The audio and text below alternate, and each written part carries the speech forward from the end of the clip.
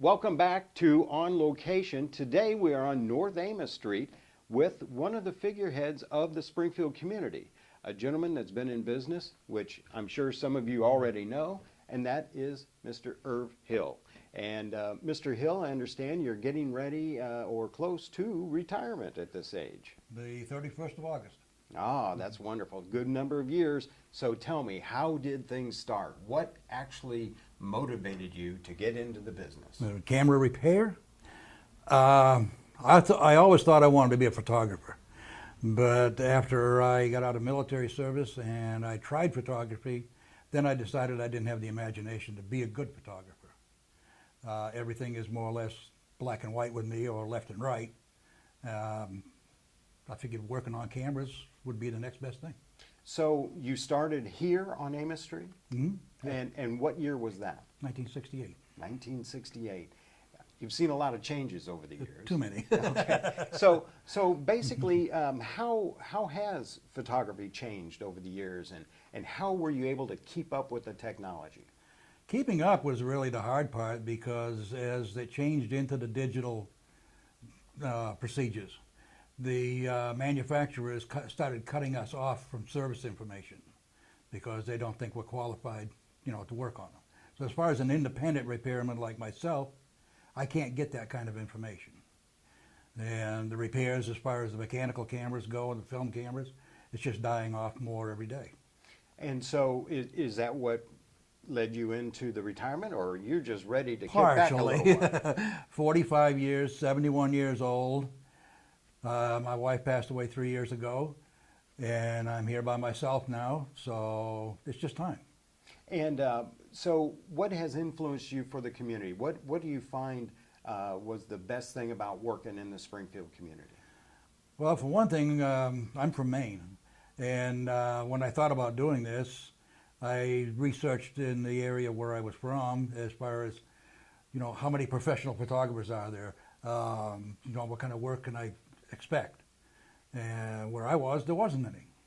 So my wife being from Springfield, we decided to come here and try this. It's a nice community as far as your access to things. It's very diverse. And I like the way the city is set up. Is not a whole lot of people, but there's enough people. I don't like big cities. So your wife started with you then? Yes. Is that right? She was with me all the way through this. And what kind of an influence was she on your business? Very good. She's the one that can remember the customer. I don't remember names that well. We connect the face, but now I can't connect the name. But I look at the customer's camera for an hour. I look at them for 5 minutes. So when they come back with a problem, maybe in a couple of years, my wife could tell what the weather was that day, the last time they were here. But I don't remember them. I remember the camera. I remember what I did to the camera 2 years ago. Never saw a camera you didn't like. Right. Well, so to speak. yeah, so to speak. Yeah. So with that in mind, what would be your favorite camera? To work on, or? Well, yeah, to work on. But the Canon's always been a very popular camera with me. Why is that? I use Canon myself. I'm comfortable with them. The company has always been good to get along with. Some companies are not that great. If I can't get along with a company, then what can I do with their cameras? Right. If they won't cooperate with me. And the opposite side of that, on the other end, right. Of course we don't want to badmouth any company in particular. Right. But there are those cameras, and what makes a bad camera then to work on?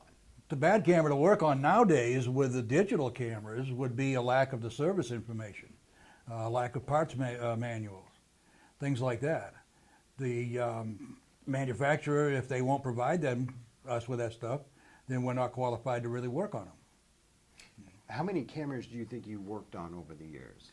Or is that just... Well, you take 45 years, and probably 30 of those years, we were running about 2,000 cameras a year through here.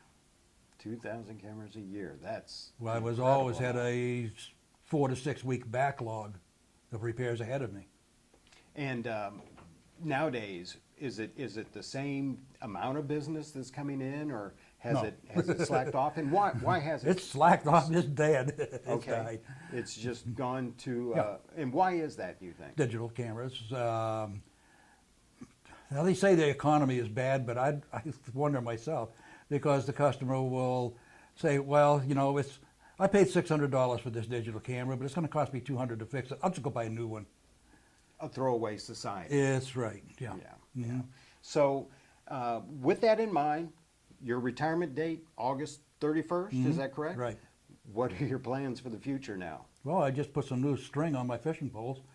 I'm going to do some fishing. Really? Like I said, my wife died 3 years ago, but she left a honey-do list that I haven't got around to yet.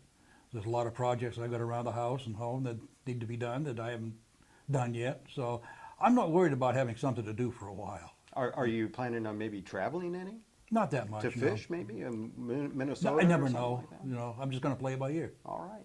And is there anything that you would basically want to tell our viewing audience that maybe I didn't ask you about today? No, but the only thing I do is like to thank them for 45 years of loyal patronage. You know, I've still got customers that I had the first year I've been in business. That's wonderful. And thank you so much for inviting us in today and You're welcome. being able to talk to us on location. You're welcome. Thank you.